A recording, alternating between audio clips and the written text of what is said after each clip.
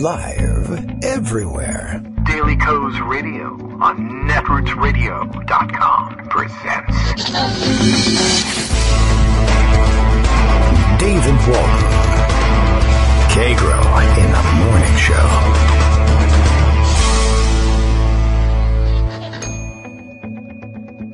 Now, here's David Waldman. Hey, good morning, everybody. How you doing? It is Wednesday, November 1st. Welcome to November. Happy November, if you like. Wednesday, November 1st, 2017. Good morning. Welcome to the Kagro in the Morning Show, the only show with 3 passports and a phone registered in a fake name in case I need to skip the country with Paul Manafort at any time in the near future. Interesting. I had some auto-playing video, of course, from CNN happening in the background as I opened up that story. I wonder what that's about, holding 3 different passports. I don't know about traveling to China registered with a phone registered under a fake name. I just saw that one. I guess I would go with a different phone to China, too. It's sort of phone hacking heaven, so probably not a terrible idea there. But the 3 passports thing, well, we'll dig into that and much more, I am sure. We are ready to begin our show today. Another show broadcast from the basement while the destruction of the upstairs is still underway. It hasn't led to any further arrests, I don't think, but the days didn't get any better for Donald Trump. So we'll stay down here until he's impeached. How about that? We'll be protesting his continuance in office. The stories continue to develop, and they're good stories, and we'll have some help in discussing them today. Greg Dworkin will be back with us. I do believe Joan McCarter will be back from her vacation break as well. It wasn't a vacation that Greg was on, but, well, he's back nonetheless. And so he's got a raft of stories he'll share with us later on. Bill in Portland, Maine started us off as usual with the morning tweet revealing that Daily Coast Radio is live now. And Kagro X, that's me, David Waldman, will report that Trump is now number 1 among presidents in snack consumption. And so that's likely, well, we know we're on track with that one. That's clearly the case. He's up and tweeting this morning, blaming yesterday's attack in New York on Chuck Schumer, because, of course, he's the senator from New York. And once again, the right wing has a kernel of truth somewhere in there, which they've inflated into some bizarro conspiracy theory under which Chuck Schumer is purposefully importing terrorists. But it reveals very clearly, I think, the Trump plan here in dealing with both terrorism and immigration, which he thinks are related, though they are not. His plan is to sit on his gigantic ass and wait for Americans to be killed. And then one by one, as they're killed, he will one by one search for immigration programs that he's willing to learn about because he can now blame them for the terrorist attack. If a person was, if a terrorist attack was perpetrated by a refugee from a certain country, he says, tell me the name of that country and I'll put it on my list and I'll attempt to ban people from that country and then have it thrown out by the courts 6 or 7 times. And then if somebody came into the country through another method, like today's attacks being leveled against the diversity visa lottery, which is a long-standing program signed into law apparently by the first President Bush in 1990, he'll blame that one. I just learned about this other thing. He's basically standing there plugging holes. As soon as Americans are murdered by terrorists, I'll find out how that terrorist came into this country. And I will say, for instance, if they came into the country on United Airlines seat 28D, nobody else in 28D will ever be allowed into this country until we clean up terrorism. That is my plan. And that's the way he gets rid of his terrorists. This one comes in through a diversity lottery. Diversity, that's the problem. And I did read a little bit about this diversity program, by the way. Originally designed, I think, to try and get additional Irish immigrants into the country, who are huge terrorists, by the way, and I'm not kidding about that. The ones who come in, very rarely terrorists, but had a bit of a terrorism problem in Ireland, if you recall, but I don't remember that. I was at Studio 54 when they were terrorists, and it seemed like they were terrific people. From here, Lucky Charms, great cereal, love it. Also, other things. Ronald McDonald, for instance, terrific clown. McDonald is not. Is he not? Is it Ronald O'Donnell, perhaps? Rosie O'Donnell, another fantastic Irish No? Well, I don't know. Anyway, I guess they're now circulating photos of the suspect from last night, and he's got a big beard. And so that's that. Where was he radicalized? We'll all have to ask ourselves that, and we'll see whether we can come up with a reasonable solution. But in the meantime, Donald Trump will be working hard on a ridiculous one and blaming Chuck Schumer for personally importing him in his pocket the last trip he took to Uzbekistan. As it turns out, our terrorist with the big bushy beard speaks Russian, so that ought to be interesting. And it means the Trump kids will be able to converse with him. And pretty much, if he doesn't get sentenced to prison, they can always put him up in Trump Tower and make him feel welcome there, and just lock the door behind him. That's all. Greg Dworkin is with us from Connecticut. We're not letting anybody else from Connecticut into the country because they knock out the power grid wherever they go. But they did. Greg's here today. The big storms actually knocked my power grid out, and I wasn't around on Monday because of that. It's just being without power for 24 hours. Again, just makes you incredibly sympathetic to what's going on in Puerto Rico, which is an ongoing Katrina mess that Trump still hasn't solved, and it's still something of a disaster there. So I don't want to forget about that. No, and Trump doing nothing to do anything about it. He's forgotten about it. That is out of his. He's out of his mind, and so is the thought of that. It's their problem, The rest of it is, the scandals about a two-employee little company in Montana getting hired to fix everything. Right. Well, they got fired, so that's good news, and they can split the firing between the two of them equally. It's easy to divvy that one up. By the way, to give everybody an idea of how quickly time is moving from disaster to disaster, last night, as I was preparing for Halloween and watching Twitter, I saw somebody tweet something, which is now no longer operative, but because yesterday was the 31st of October, the person was saying, here's a crazy thought that just hit me. The Las Vegas shooting was this month. I mean, it felt like it's faded into the past, like it's, this is the first anniversary of it.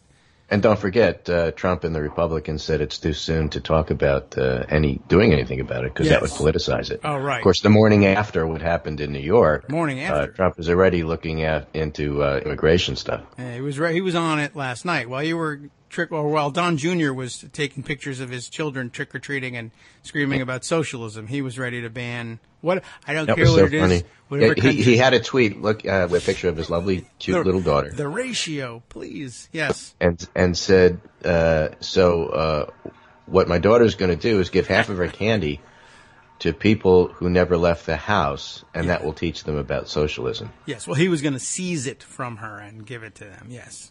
Yeah, well, and everybody pointed out, dude, your daughter just went around getting free stuff from all these people. What are you talking about? Dressed as a cop, by the way. I thought it was supposed to be a lesson in asset forfeiture, but I guess not. I mean, it could have easily been that. Right. Hey, let's talk about some polling. We haven't done that in a while, and I have been around. Okay. And there's a lot out. All right.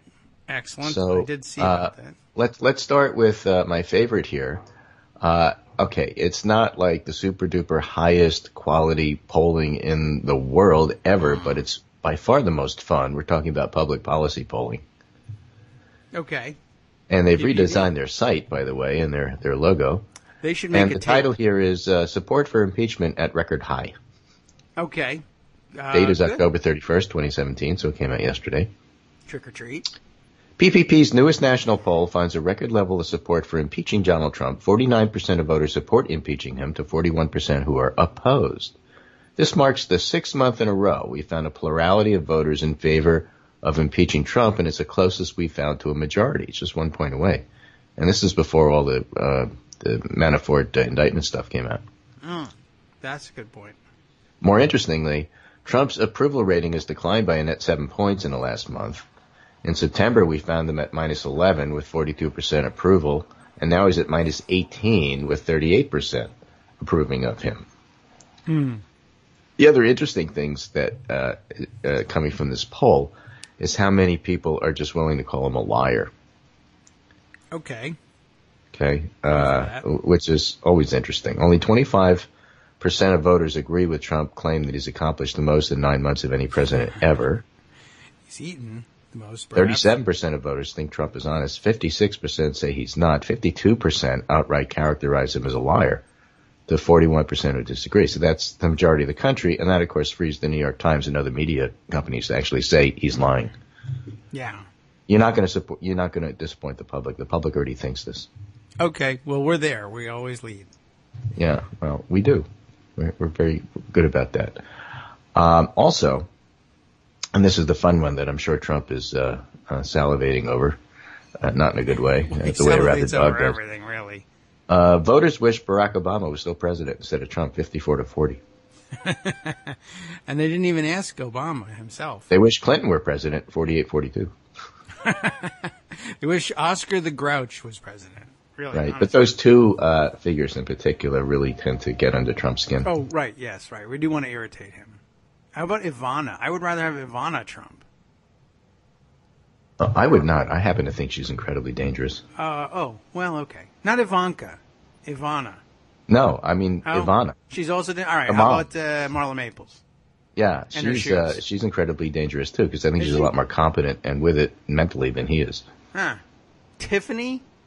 Tiffany might be a safe choice, but Tiffany, of course, is the one that wants nothing to do with it. His sister Marilyn. More from the public policy polling, just 31% of voters believe Trump has delivered on core promise to make America great again. 60% think he's failed. Trump trails Joe Biden by 18, Sanders by 15, and Cory Booker by 11. Trails Warren by 10, Gillibrand by 10, Harris, that's Kamala Harris, by 6, and Frederica Wilson by 3. I love the questions they ask. That's without the hat. Yeah. And so Trump polls at 38-40% no matter what Democrat is tested against him. Okay. Now, the disinformation campaign Explorer. is working. A month ago, Trump voters, at least with Trump voters, Trump voters said 41-29 Russia wanted Hillary to win. Now it's 56-18. Okay. Among Trump voters. All right. Only 7% of Trump voters think there was collusion between his team and Russia. 83% say there wasn't. Okay. And even if collusion is proven, Trump voters don't care. 79% think he should stay in office anyway. 65% think collusion is what David Copperfield does. Yeah, and I think that the 43% can't count the 65. Trump voters say 75-13 they consider the entire Russia story to be fake news.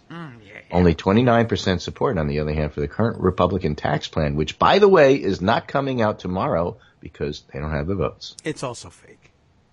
Yeah, that won't. Well, that may never come out. If they're waiting for the votes, that might never happen. I thought that was just they hadn't written it and they were just going to do a last minute complete substitute anyway. But if it also doesn't have the votes, well, that's par for the course, I guess. No pun intended. So that'll be interesting to follow. 51-33 support the Affordable Care Act now. It's getting better. Getting better every time. Only 32% think the best path forward is repeal. 61 say keep it and fix it. That's 2-1. 4% say and only 61% of Trump voters support the GOP tax plan. Only 61% of Trump voters oppose the ACA. So that's a decent amount of division within the Trump base, the public policy polling points out. Is that 61% on both supporting repeal and supporting the tax plan? Or what? They support the tax plan and they oppose the Affordable Care Act. So only 61% of Trump voters are following their script. That's only barely, like that would only barely pass muster under the old Hastert non-child molesting rule. Exactly. That's pretty amazing. Democrats continue to have a big lead in the generic congressional ballot, 50-40 this month. A separate story I have from Charlie Cook pointing out that in the Fox News poll, that generic ballot is 15. Okay. And Charlie figures, you can look at the averages, he says, but there's some really lousy polling out there that's grouped the averages. So one average has it at 6, and Charlie says Republicans keep the House if that's the case. Okay. Real Clear Politics average has it at 10. Charlie says that's enough for the Democrats to take back the House, and that's what PPP says. And Fox News says 15, and Charlie says that's a bloodbath. No, I like that. That's a wide spread there. And, we could ask Donald Trump Jr. to check that math and see how many of them are We'll below go into average. that in detail in a minute because it's the whole Charlie Cook story. But going back to the public policy polling here, Congress has a 9% approval rating. That is a low. Oh, yeah. You know what? That's always kind of been low, but 9% was where we're at. Single figures is kind of low. Yeah. Mitch McConnell's at 11 and Paul Ryan's at 22. There's a good reason for that because Trump isn't spending a lot of time yelling at Ryan, but he is spending a lot of time yelling at McConnell. Oh, yes. I suppose that would have something to do with it. For example, Trump voters dislike both McConnell and Ryan. Yes. Trump voters dislike McConnell 13-65 and Ryan 34-44, so you can see the difference in their numbers. Okay. Clinton voters hate them both.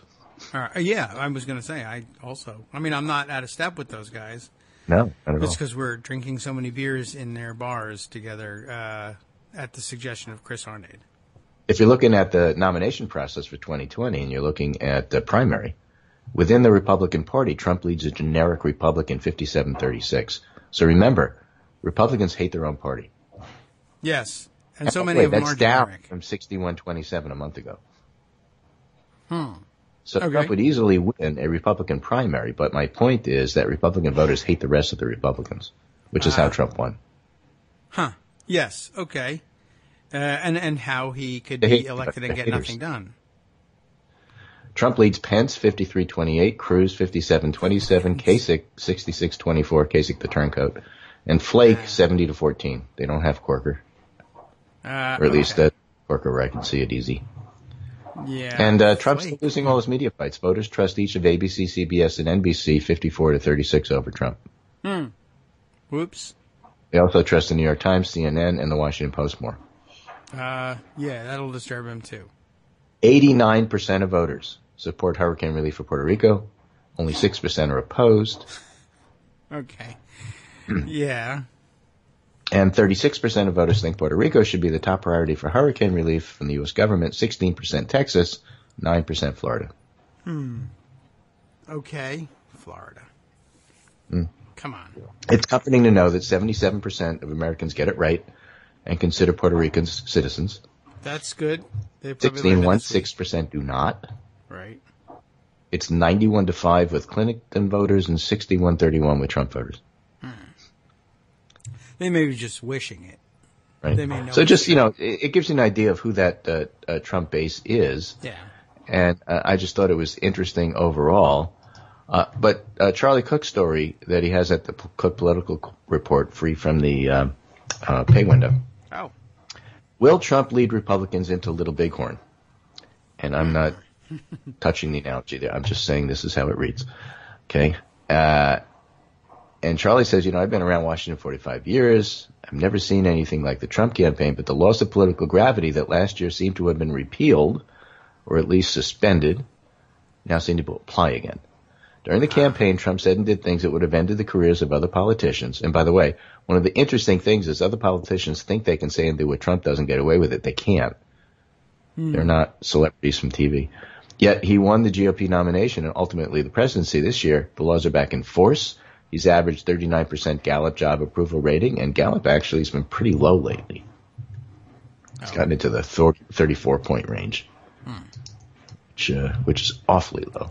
Awfully low. It was 34 yesterday, and as a matter of fact, has been as low as 33 on October 29th. That's a frost So warning. those are pretty low numbers for Gallup. Anyway, so Charlie says these are the worst job approval ratings of any newly elected president since comparable polling began during Eisenhower's presidency. And Clinton, 48%, and Barack Obama at 53 were the previous lows. So 33 is like pretty bad.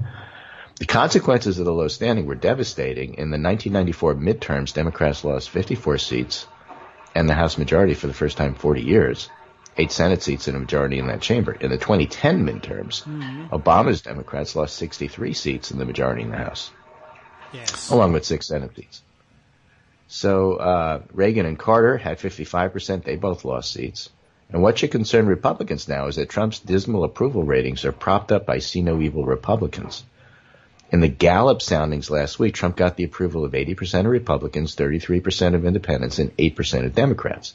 Trump's GOP numbers have only fluctuated 3 points between 79 and 82 since late July. Those are his GOP numbers. Yeah. Given the increased divisions in the Republican Party and disappointment over not getting anything done, and that's where that tax stuff we were just talking about comes in. That's right. The big question is whether either Trump's base or the more establishment wing of the party, or both, will turn out. Will turn out in sufficient numbers to prevent a midterm bloodbath. And this is where he brings up those Fox numbers. People who argue that Trump has his own brand distinct from the GOP should check out the new Fox News poll. It shows Democrats with a 15-point lead on a generic congressional ballot, 50 to 35. For those preferring averages, and Charlie adds, I think averages are worth watching, but believe they include some unreliable polls. He's always ranked polls way before even Nate Silver was doing it. You know, he'd say NBC Wall Street Journal is the best commercial poll. Don't believe PPP and some of these other fly-by-night places. The Huff, I like PPP, but I'm just saying that was his view. The HuffPost pollster gives the Democrats a 6.4 advantage. Real Clear Politics shows 10.5 Democratic edge. And then he goes on to say what I told you before. House majority could survive a 6-point deficit, not a 10, and definitely not a 15. Not a 10. Yeah, searching for something positive to offer Republicans in this column, I can only point to Jeff Flake's retirement this week, a case of good news wrapped in bad news. It actually might increase his party's chances of holding on to his Arizona seat, although we have to see who they decide. Okay. You know, I think McSally would be the biggest roadblock to a Democratic takeover of Arizona, but nothing's impossible these days, the way things are going. And it's not a clear win for McSally because she'd have to go through the Trump base primary in order to get there. Yeah, true. Anyway, it was becoming increasingly apparent that Flake's book, Conscience of a Conservative, A Rejection of Destructive Politics and a Return to Principle, which was sharply critical of Trump, was a 160-page political suicide note.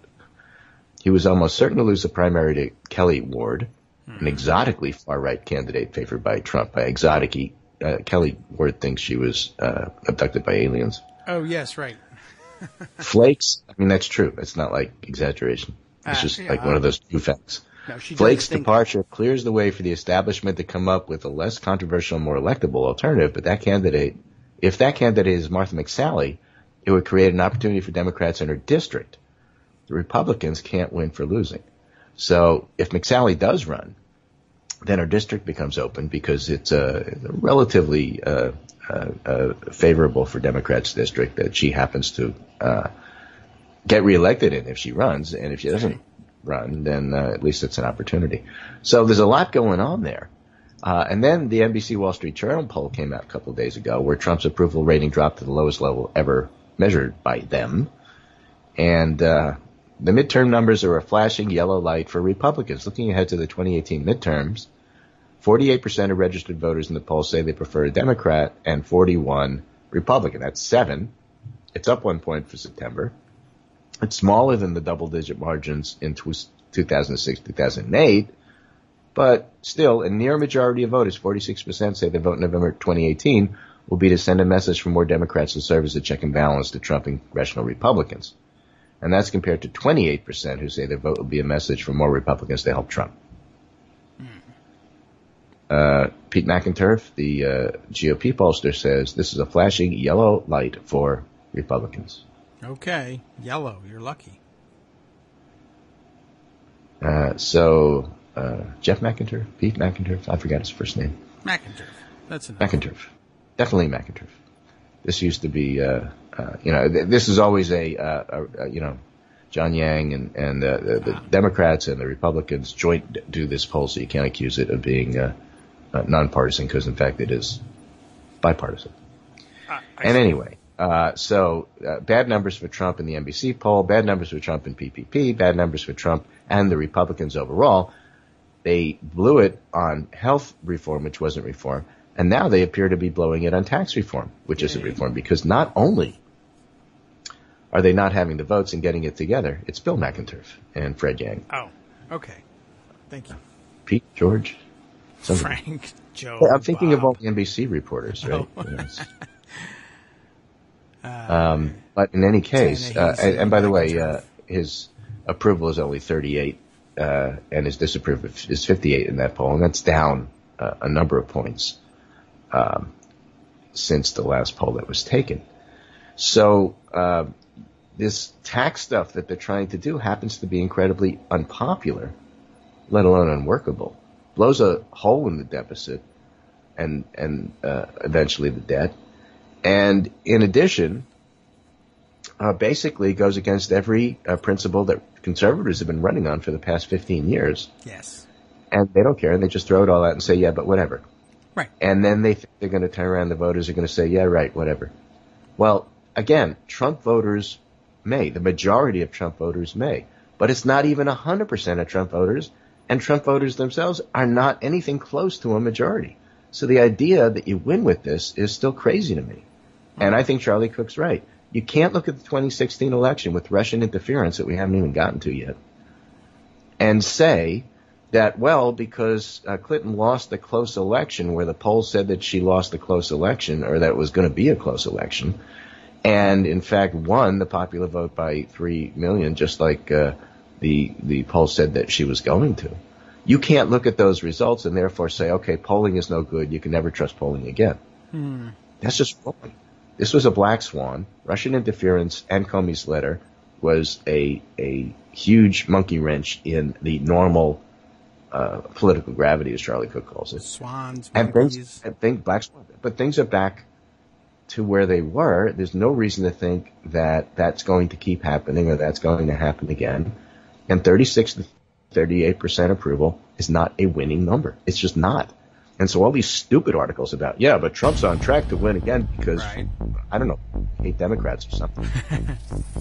That's, well, that's true. So that's like our standard. You have to go back to that as our baseline. It's not true.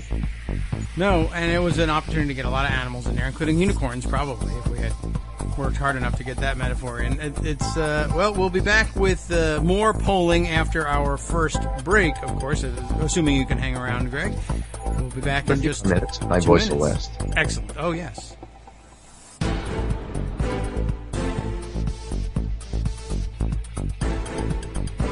Welcome back to the Kagro in the Morning Show. You know what? Greg and I should just continue to converse as we do in the background. I don't know why we fall silent to say, oh, let's fool them into thinking we're doing this professionally. We should just walk in chatting like it's a... And walk out chatting and interrupting each other like we always do, which is to say I interrupt you. Right. We could. I mean, I could just keep the recording on, and we could sell premium packages of behind-the-scenes chatter. It's not very exciting, but well, yeah. Actually, I shouldn't say that. It's extremely exciting, and everyone loves it because we're talking about what we're about to tell you, which is great. So I revert. I utterly reject everything I said before. Very Trumpy of me. Okay, yes, Etch a Sketch. That was actually Mitt Romney, believe it or not. Okay.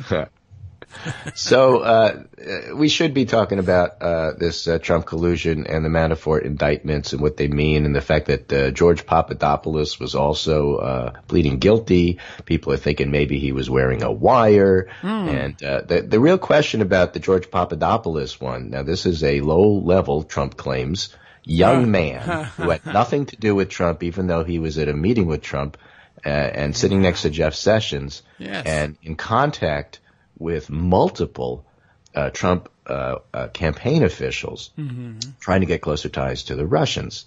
And in fact, when he was asked, Trump, there's tape of Trump saying, a reporter said to him, so who are your foreign policy advisors? Right. And Trump said, you really want to know? And the reporter said, yeah. And he said, well, let me list them. You know, we got some great people here, including George Papadopoulos, who's an oil and securities kind of guy, and really, you know, knows a whole lot about this stuff. He's a great guy. Yeah. So mention him by name, even though Trump knows nothing about him. Right. Well, yeah, that was part of what we were discussing yesterday. Is I guess somebody just Sam Clovis put a list of names in front of him. I'm surprised he was able. Sam Clovis is a cooperative witness these days. Did you hear that? I heard that last night. So here's the thing. He can't run away. About Papadopoulos, and there's a whole bunch of people named George Papadopoulos who are just having a heck of a time on Twitter these days. God damn it, I'm not that guy. I'm this other guy. But the thing is, if Papadopoulos is a cooperative witness, number one, since he was arrested but before you knew he was arrested, who was he talking to? And if you're in the Trump administration and you talk to this guy, yes, you got to be not sleeping well. But even more to the point, I heard somebody bring this up yesterday, which I thought was a terrific point.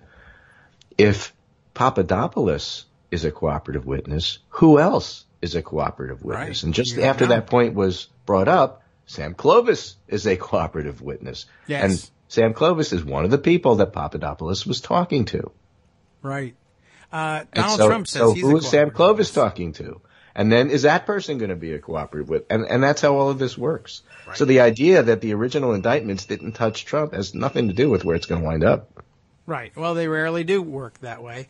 But Trump wants to look like he's a cooperative witness now, too. I did see this morning they're trying to claim credit for the Papadopoulos arrest. Yeah, we're combating Russian interference. Right, they tried to claim credit. I mean, the National Enquirer and some of the other papers were claiming that it was Trump's Agent Trump, right? Yes.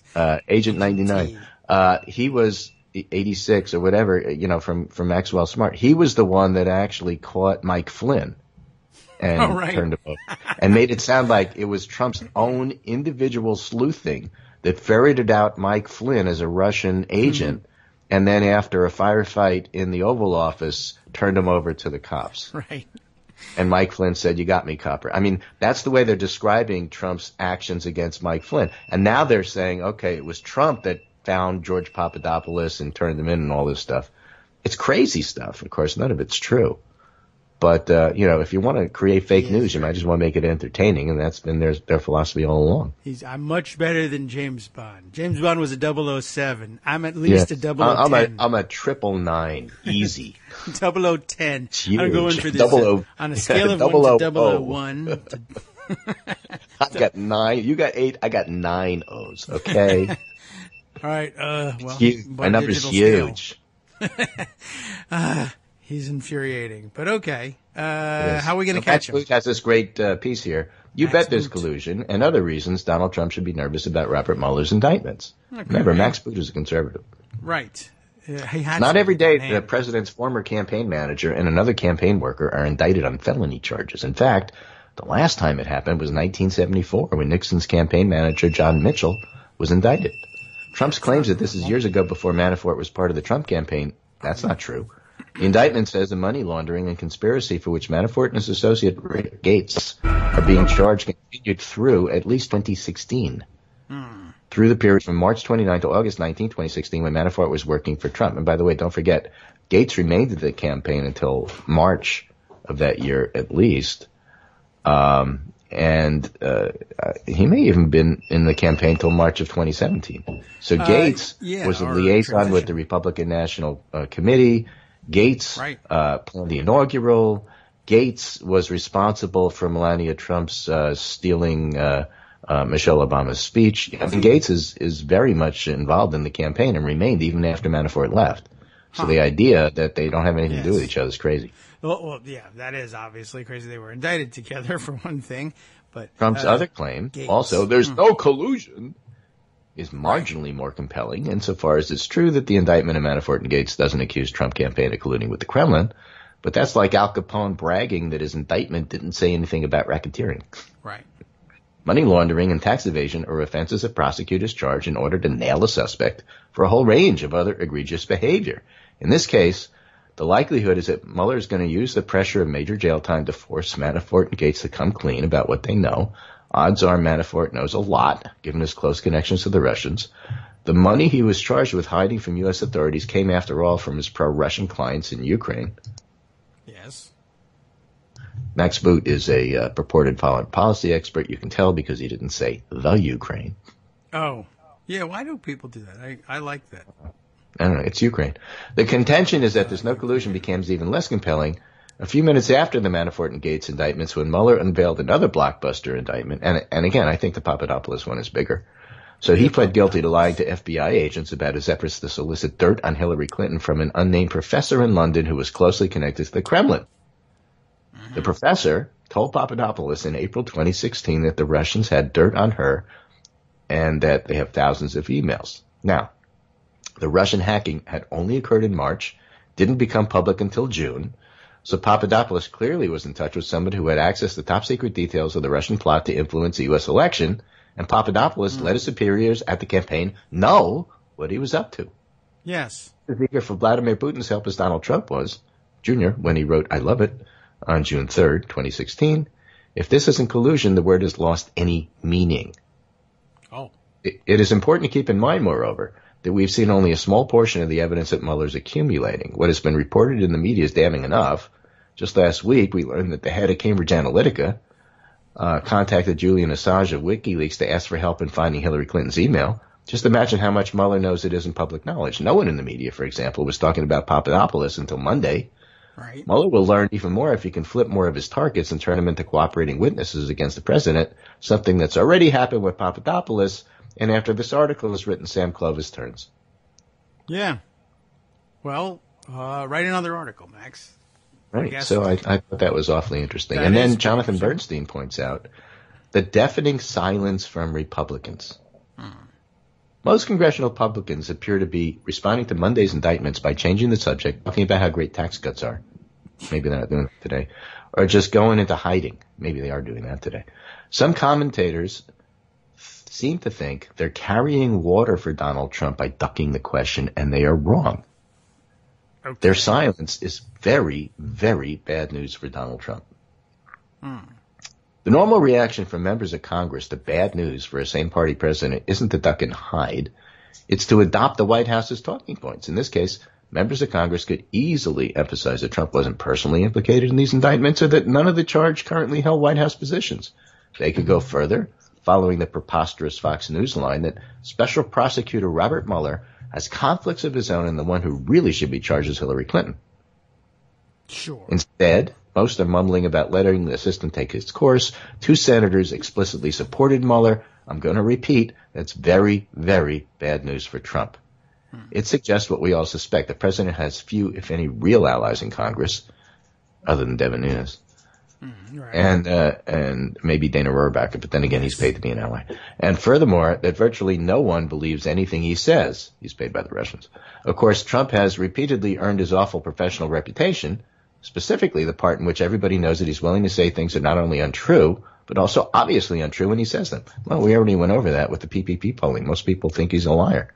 So when Trump shouts that there's no collusion, it's very unlikely there are many Republicans on the Hill who give it any weight at all. Sure, it'd be nice if every House and Senate Republican applauded Mueller for his good work so far and urged him to get to the bottom of it, but it's a big mistake to read their silence as support for the White House. Okay. And I think those are all great points to make. It is a good point to have out there for discussion. True. I don't know what it means exactly, but it means either that they're afraid to speak up on his behalf, or it means that they don't care. Everyone assumes that it means they don't care, so we might as well make the point. It may yet turn out to be that they don't care. Well, let me give you a different example. All right.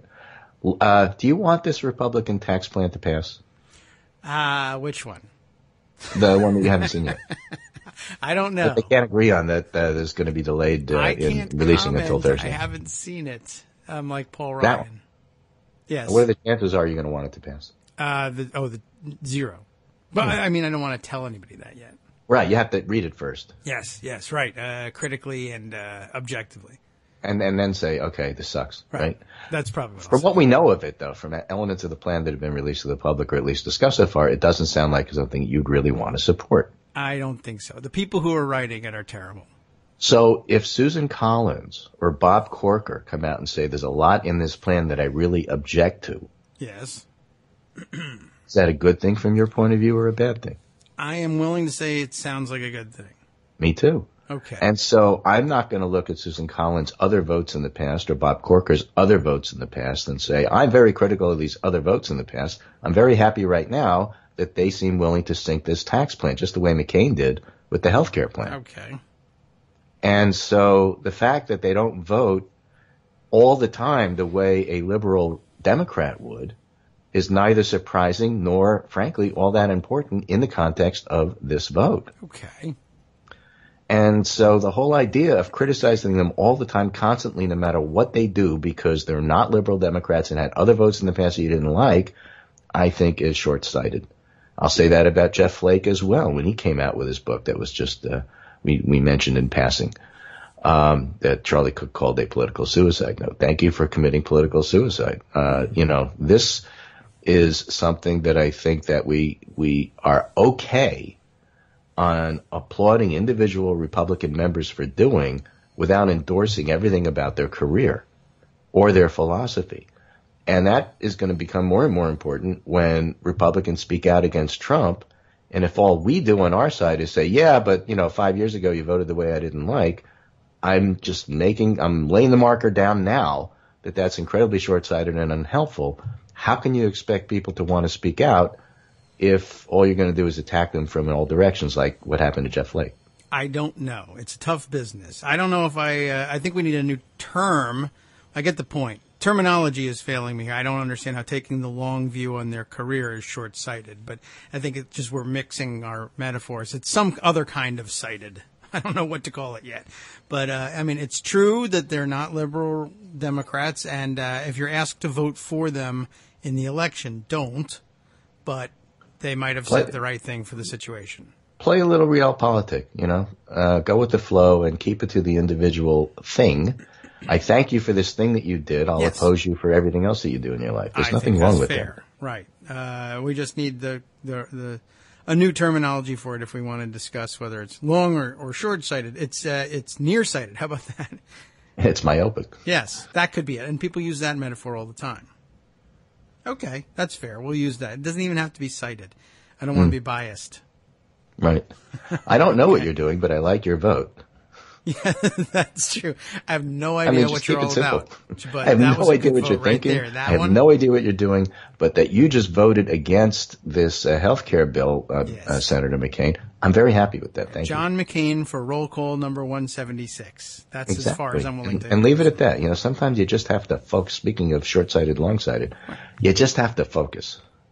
For 15 minutes, you did a great thing. Yeah, exactly, and focus on that. I'm saying that because it's going to come up. You're going to hear stuff people say about Trump or not say, as Jonathan Bernstein said about Trump. And, again, have to keep it in context. If they have the majority, we're going to need Republican allies to not get stuff done that Trump wants to get done. Yes, allies in not doing things. I'm for that. Me too. Okay. So with that, I will leave you. Rest my voice. Yes. This is Greg Perkins speaking with Kagro in the morning. David Waldman, good to be back. Good to have power. And John will come on and tell us about what Congress is doing, I hope. Head back from vacation. And I'll be back tomorrow, and we'll do it again. We got a nice, long pundit roundup today with lots of all these stories in it if you want to take a look. And thanks for Scott Anderson for doing the daily roundup of this sort of stuff. Yes. Well, if he didn't, I'd be chained to my desk forever. Right. And, oh, by the way, out there, don't forget about Puerto Rico. Donate yes, please don't. Take care. Okay. Thanks, Greg.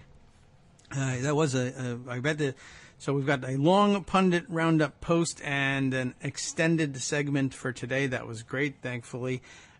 He was able to stick around for a little longer. Hope your voice is rested and well for tomorrow. It's always a pleasure to have you on, and especially when we don't know exactly where we're going to go in the morning.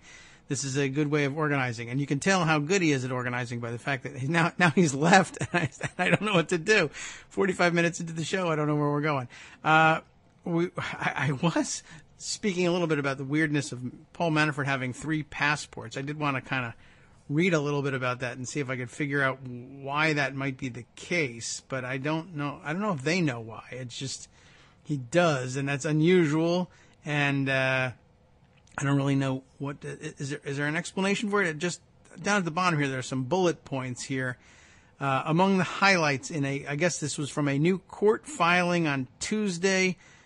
The CNN report says it showed exactly what Manafort and Gates told banks and investigators about their net worths and travel histories over the past few years. Among the highlights, number 1 here is Manafort currently has 3 U.S. passports, each under a different number. He has submitted 10 passport applications in roughly as many years, prosecutors said. Now, is that not in a computer somewhere? Hi, I'd like to get a passport. My name is Paul Manafort. They type it in. You have 14 passports already, sir. What are you doing? You don't need to apply for a passport each time you leave the country. Does he not remember he has a passport? I mean, that's the only innocent explanation for it. But, I mean, how do you get the second one? How does that happen? I was only under the impression when I filled out the passport paperwork, make sure everything is correct. Cross all the T's and dot all the I's, make sure everything matches your documentation. The idea that you could apply for something as super duper official as a passport and not have them notice that you have more. I mean, is this not a huge voter fraud problem? I mean, isn't a passport one of the things that you're supposed to be able to produce for voter ID? And this guy has 3 of them. What's the story with that? I mean, I don't know if I don't think it helps in your voter fraud committing, in your capers, because of course you show up, if they all say Paul Manafort, this is the failure of his giant voter fraud scheme. I know what I'll do. I'll get millions of passports and I'll vote repeatedly for Donald Trump. Hi, sir. You look familiar to me. What's your name? Paul Manafort. Paul Manafort, you already voted. No, I didn't. Here's my passport. But you were here 5 minutes ago and you showed me a passport and I've checked the box next to your name. It doesn't matter that you're showing me a different ID, not even if you're showing me a different passport. I've checked your name. Curses, foiled again. I should have thought of that. Yes, that seems obvious to me now in hindsight. I don't know what he was doing with it, but I was always under the impression that you couldn't just get an extra passport. But maybe I think too much of the competence of the federal government, I guess. This is all obviously Obama's fault. It was his State Department, after all, that issued multiple passports. What is wrong with the computers there? I guess I wouldn't trust it with a server either, now that I think about it. Maybe that's good justification. Are you kidding? Put my email on the State Department server. They couldn't even tell that Paul Manafort has 14 passports. Yeah, good point. Let's see, other points here, in case any of them are equally entertaining. This year, Manafort traveled to Mexico, China, and Ecuador with a phone and email account registered under a fake name. The name was not disclosed in the filings. If it was John Barron, I'll be curious to know. Or I wonder if he used one of those online, this is your Harry Potter name things or something like that. Over the past year, Manafort traveled to Dubai, Cancun, Panama City. Wow, this is an interesting collection. Havana. What? I thought Shanghai, Madrid, Tokyo, and Grand Cayman Island. I have big questions about Panama City and Grand Cayman Island. He's probably visiting his money. Havana, you're not supposed to be able to do. And Dubai, well, that's always just going to be indicative of something dirty, I'm sure. Both Manafort and Gates were frequent travelers to Cyprus, again, visiting their money, no doubt. Extensive travel of this nature further evidences a risk of flight, in addition to, by the way, turn in your passport. Sure, no problem. I have 16 other ones. Would also be an issue. Manafort wrote on loan applications and other financial documents that his assets were worth between $19 million in April 2012 and $136 million in May of 2016. It's interesting because didn't he owe Deripaska millions of dollars? And if he has 136 of those millions, then surely paying Deripaska 15 to 20 of them, rather than be murdered by Russian mobsters, I would say that's the preferable option. But some people are tight-fisted with their money. In some months, like while he served as Trump's national campaign chairman in August of 2016, Manafort's assessment of his total worth fluctuated. He learned that one from Donald himself. In August of 2016, he said his assets were worth $28 million, then wrote that he had $63 million in assets on a different application. Man, I don't know why I try and tell the truth on these things. I mean, he's getting busted and all, but how many people who aren't, under investigation because they're connected to something terrible with the president get away with just saying, I got $75 million. Trump got away with it all his life. He'd occasionally get called out on it, but he got away with it. He's president. Gates frequently changed banks and opened and closed bank accounts. Not supposed to be anything wrong with that, but that's what prosecutors are saying. In all, Gates opened 55 accounts with 13 financial institutions, the prosecutor's court filing said. Some of his bank accounts were in England and Cyprus, where he held more than $10 million from 2010 to 2013. Interesting, not criminal all by itself, of course. And I'd hate to think that you could be sentenced to jail just for having lots and lots of accounts open. Not that I have lots and lots of them, that I know of. But suppose you were banking at Wells Fargo and you thought you had 2 or 3 accounts. But it turns out you had 55 because the Wells Fargo people opened 50 of them. I don't think that would be fair to blame him for that. But Bank of Cyprus, that whole thing, well, that'll probably stand up in court. All right. Well, that was an interesting list of things. There's much more, of course, and more interesting things if you're looking at the criminal charges these guys face. But we'll move on from there and start to get some other stories on the record before we hear from Joan. Let's see. What's the place to go next? There was, of course, I mentioned to you, I don't know if I'll read the articles, but there were 2 pieces this morning that discussed the kernel of truth, such as it is, behind the new right-wing spin on the diversity visa story. Washington Post had 2 of them. The one that goes more directly at it being a conspiracy theory is the one under the title of Extreme Right Gins Up a Culprit for New York Terror Attack, Chuck Schumer, and explains how the attack was built. They have another piece called The Green Card Lottery Was Invented to Help the Irish, but under Trump, its luck may have just run out. A little backgrounder on where this diversity system came from and what the actual background is. Worth taking a look at a couple of articles. And I should have had more diversity in the sources, but the Washington Post appears to have caught my eye twice this morning. So good on them for doing good social media representation. Let's see. Here's a couple of interesting things that I grabbed, from Daily Kos. You may have heard of the place. I thought these were interesting headlines on diaries. One a little more speculative and the other based on some mainstream media reporting. The mainstream media reporting, the diary of, let me open this up here so that we can get everything correct. From Aldous J. Pennyfarthing. I love all the great fake names that we use over at Daily Kos. Not all of them are fake, obviously, but I'm guessing this one is.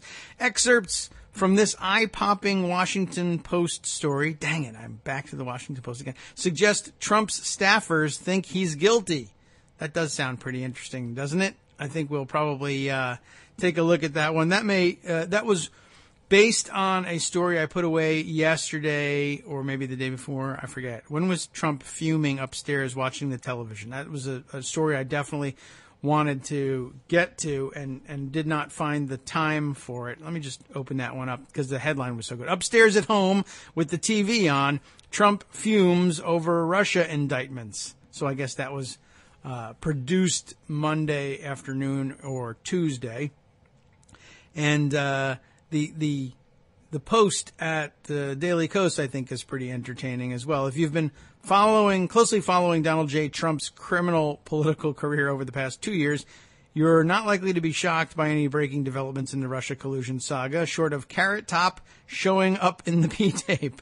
But it is possible, or rather, is it possible that Trump's own staffers are just as jaded as we are? Yesterday's Washington Post story, which would have been, a Monday story, about Trump fuming in the White House as a barrage of bad news flashed across his TV screen, seems to suggest that White House staffers know or strongly suspect that their ochre overlord is a Moscow mole. It is a pretty entertaining way of phrasing things. There was another piece here, though, that I thought was interesting, let's say, as well, and a little more speculative, and therefore perhaps a little bit more dangerous, but an interesting line of thinking nonetheless. And because I don't care about journalistic standards, no, I just find this very interesting. I am going to pass this one on. Widely read over at Daily Kos from Keith Pickering, which is a hilarious fake name, unless it's a real name. Sorry, Keith.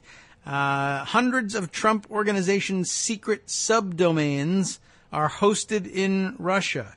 Tech people will have to tell me whether that's deeply meaningful or not.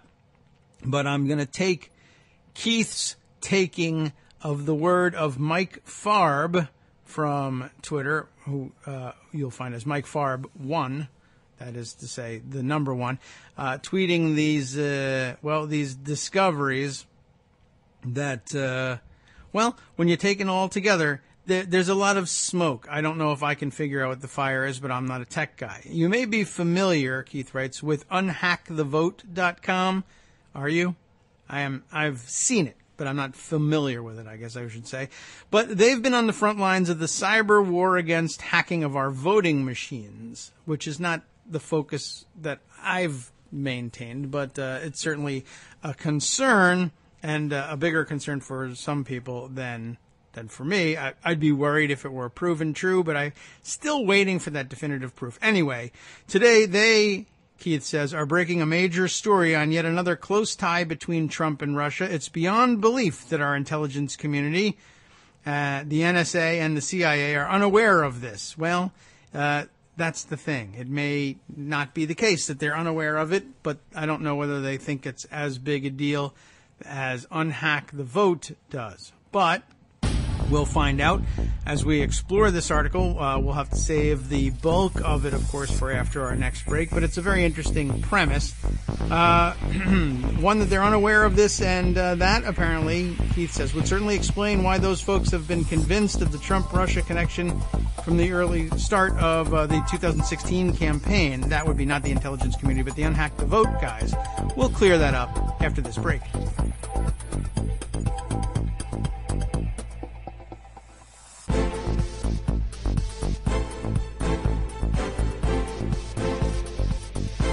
Welcome back now to the Kagro in the Morning Show here on Netroots Radio. These breaks, you know what? The breaks may not be long for this world. As it turns out, before we even get back to our planned return to Keith's diary here from Daily Kos, I guess we might as well bring this up. As it turns out, at the end of this week, we will be, I guess we can phase out the breaks, although it makes good sense, I think, to keep them in there. Everyone wants to take a break from time to time, including me, though they do seem to get in the way. But Rochester, we bid you a fond farewell, I suppose. It's come to my attention that the board up there has met and decided that it would be, I guess, to their benefit, to bring you Tom Hartman's program again. So you will, that'll be your morning schedule there. Of course, you can always turn to us here at Netroots Radio, netrootsradio.com, and come by dailykos.com and find the live feed for our show, or pick it up in podcast form, in case, as you very well might, you prefer to get your news and opinion and reporting from both, let's say, Tom Hartman and me. I would. I don't, but I would if I had, let's say, lots and lots of time on my hands, or just had one of those jobs where you could play audio in the background and still not be totally distracted by it. Well, look, they're running a business there, and I'm sure they have a lot of listeners who say, you know what, I really would rather have Tom Hartman on it either at that hour of the day, or hell, I guess it's actually possible that they might say, yeah, that's what I'd rather be hearing. I have, what can you do? Anyway, the point is that they felt very bad about this. I must say, it wasn't like this callous attitude from the management at Rochester. They were well aware that they were the ones that had reminded us that we probably ought to build these breaks in. It was for their benefit, yes, but really any radio station that'll carry the show will want those station identification breaks. So no skin off my nose on that in terms of building the breaks in.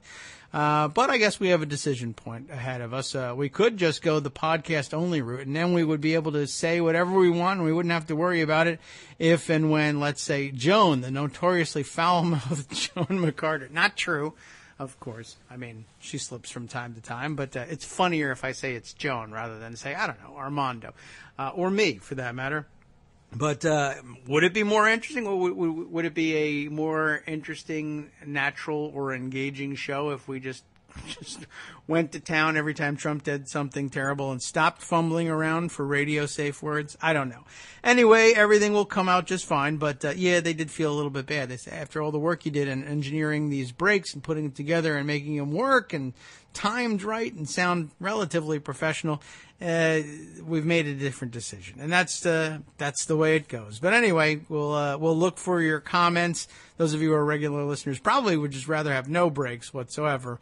But we'll see what we come up with, and here I was just working to kind of get together the new audio that we could drop into those breaks that would encourage continued participation in the show, let's say, from all of the listeners who send us their contributions all the time. And, of course, remind you to send your contributions in monetary form to our Patreon and Square Cash accounts to keep us up and running. We'll figure out where we're going from here. And, I don't know, the breaks seem to make a good amount of sense in terms of segmenting the show. So let's say we may not have seen the last of them. That's probably about all we can say there. Anyway, here's the very interesting Mike Farb thread on Twitter brought to us by Daily Coast diarist Keith Pickering. That's worth sharing. I'll read it all, even in the overexcited language that Mike Farb applies to all of this, with under the hashtag, of course, Unhack the Vote. Begins with boom, which is always very exciting. Boom, everybody. All capitals as well. More than 250 Trump Organization subdomains, this does sound interesting, are in communications with computers in Russia. So here comes the rest of the thread. Remember, we heard that story about the weird server in Trump Tower that was having strange and otherwise exclusive communications with the Russian bank Alpha One. Was it Alpha One or was it Alpha Bank? Just Alpha Bank, not Alpha One. Alpha One, something else, I'm sure. Anyway, Mike Farb continues here. The Trump Organization, like most large organizations, has a lot of domains registered to it. Let's take a look. Many of these domains have subdomains like reservations.trumphotels.com. This is a normal practice, but we found something highly unusual, he says. They don't have normal names. They have names like fghft.721fifth.com. Now, I don't know how abnormal that one really is. He says it's pretty much impossible for the normal user to stumble upon accidentally or perhaps find via web searches. Although I wonder whether 721 Fifth is that like 721 Fifth Avenue? Is that a property that he owns or something like that? I don't know what FGHFT is, but that might make more sense to the people actually operating it. Still, there are apparently many more like this that are less easily interpreted. These subdomains, he continues, are not open for normal web traffic. When you browse them, there is nothing there. That is interesting. The fact that they exist means that they can be used for communication if you know how. Our team did a trace route on these subdomains, checking where traffic on these networks goes. What we found was shocking. Well, he doesn't even put an exclamation point there, but that's all there is in that tweet. What we found was shocking. It's like those little ads that you see at the bottom of the pages. All right. Mike Farb continues. All of these subdomains, all of these subdomains follow the same route to Moscow, then take a trip to Siberia, then finally arrive at a server in St. Petersburg. And there's a embedded picture here that's supposed to show, well, one is a map showing the route, and then one is a screen grab that tells me something that I guess if I was more technically inclined, I would be able to recognize. Anyway, Mike Farb continues, what about that location in Siberia? That's weird. The coordinates point to the place where the Earth was flattened by a meteor explosion in 1908. And he includes the Wikipedia page to that strange and bizarre event. I don't know what that has to do with anything. I mean, the land is still there. I mean, I assume that there are things there now, but, I mean, is that somehow significant that it was struck by a meteor in 1908? And, oh, my God, there's an internet connection there. I don't know how weird that is. Signs point to this server actually being close to the Kremlin in Moscow, at least one of these servers. And then another tweet here in this thread, WTF, You know what that means. Why are there still Trump-owned subdomains that can communicate with computers in Russia? It gets more interesting. All of the Russian IPs these domains are routing through are owned by hostkey.ru, also known as Mir Telematiki Limited, Ltd. I'm guessing that's just limited, right? Who else uses them? And then the next tweet, again with the WTF, this time with 2 exclamation points. This IP address goes to the same ISP and purported physical location as 2 IP addresses used by WikiLeaks.org. That does seem a little bit more odd, or a little odder, a little stranger than most, right? But again, if I knew more about exactly all the tech behind it, that might be explicable in an easy way. I don't know. This IP address, which one? I guess the Mir Telematiki Limited apparently goes to the same address used by WikiLeaks. Okay. And then another WTF tweet. This IP address goes to the same purported physical location as 2 IP addresses used by WikiLeaks. Here are the details about the IP address that the Trump subdomains pass through. And again, another screenshot that means next to nothing to me, but there's a lot of highlighting going on. WikiLeaks also routes through the supposed Siberian server, although certain signs point to it being very near the Kremlin in Moscow, not Siberia. So maybe they're masking their location with that. Trump network traffic also includes file names named in, as they say, elite speak, that is elite hacker speak, like this one, which by its characters is N1C EG1RLSATTH1S. It goes on and on like this. But if you put it all together and you read the ones as I's and the 3's as E's, as old school elite hackers used to do ironically, it reads nice girls at this weekend 988. I don't know what the 988 tells us, but N1CE, nice, G1RLS, get it, nice girls at this weekend 988.html1.zip. What does that mean, right? WTF, once again.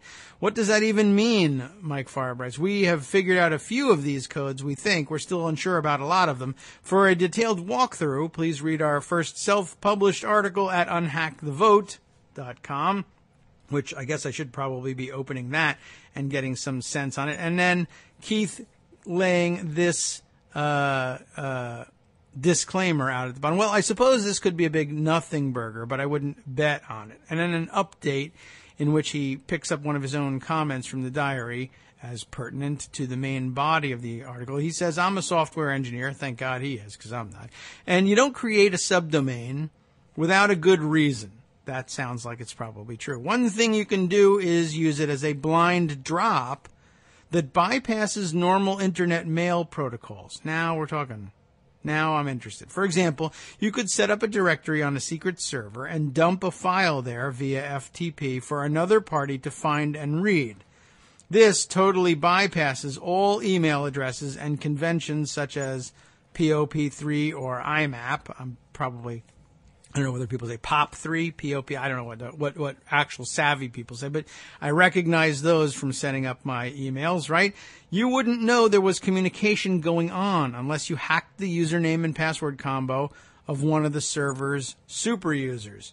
And let me add, he continues, that if the server is physically located next to you, you don't even need FTP to dump data there. You just create the file on the drive itself or plug in a thumb drive and boom, there it is, ready to be picked up and read by the intended party, which is why having a server in Russia looks very, very suspicious. In other words, I'm thinking what he's trying to describe here is a way for there to be secret electronic and instantaneous communications, just like email or any other internet traffic, but which isn't detectable by those monitoring email channels or, for instance, you've been indicted and we're subpoenaing all your emails. That would not necessarily turn up traffic like this, where whole files or even just small messages could be traded without using actual internet email protocols, but are instead stored on servers that are they're open, they're accessible by the internet, but you have to know where you're going. I guess it's akin to the sort of thing that I keep hearing referred to as dark web stuff. They're reachable on the internet by anybody who knows where to go, but you can't Google search what is Jared Kushner's secret server where he was storing data from Cambridge Analytica for the Russians to pick up and target their Facebook advertising. You won't find it, but if you know the address to use for it, you can go straight to it. Anyway, update number 2, Keith adds here. Of course, I should have realized this before. When you want to set up a botnet, oh, let me answer the phone here for Joan. Hi, Joan. Just a second there. How you doing? Hi, Kagro. Hi. I was just finishing up a interesting, highly recommended diary over at Daily Kos that I thought was of some use here. But I've got one paragraph to read before I turn things over. Please continue. Okay. Yes. When you want to set up a botnet, this was observed, and I do. I think I would like to set up a botnet. Start probably tomorrow. In order to flood Facebook or Twitter or any other social media with a bunch of comments or links to fake news, you need thousands of accounts, and each one of these accounts will need to be hosted on servers. And if you want all of those thousands of bot accounts to flood the zone at the same time, you would need a lot of servers.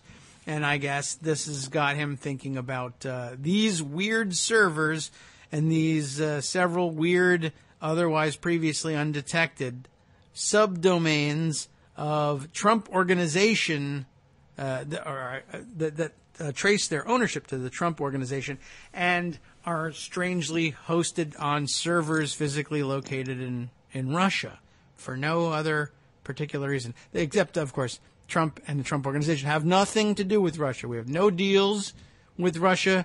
They just host all of our internet communications, and also my coffee boys are desperately trying to get there for meetings. I don't really know what this is about, but I just thought I would tip people off to that, and we can have a discussion. I know we have a lot of people who are savvy enough to be able to figure out whether or not this checks out or whether it's just other strange but otherwise innocent explanations for having the Trump organization create so many strangely named and strangely identified subdomains that are otherwise empty, visually speaking, to the outside observer, aren't found through regular searches of the internet for Trump organization domains, and are hosted in Russia and sitting dormant for some reason.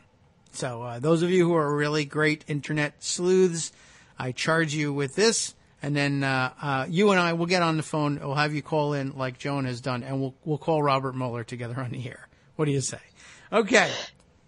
We're going to crack this now. I'm solving this case right here on the show. Good morning, Joan. You've got it. You've got it. Good morning. So. How you doing? How was your break? I am doing well. How are you? Good. I am unindicted. I've got that. That's always a good start. Yes. Always a good start. Yeah. So each morning, I'm glad that that's the case. I'm happy. So's Trump. I'm sure that he so far is unindicted too. So far. Yeah. And it's only Wednesday, so that's, we're halfway there. He could still be indicted on the weekend. So I'm not holding out a great deal of hope that he'll be indicted anytime soon, but I am excited about what's happened over the past couple of days. I think the more likely thing to happen this weekend is that Trump decides to fire him.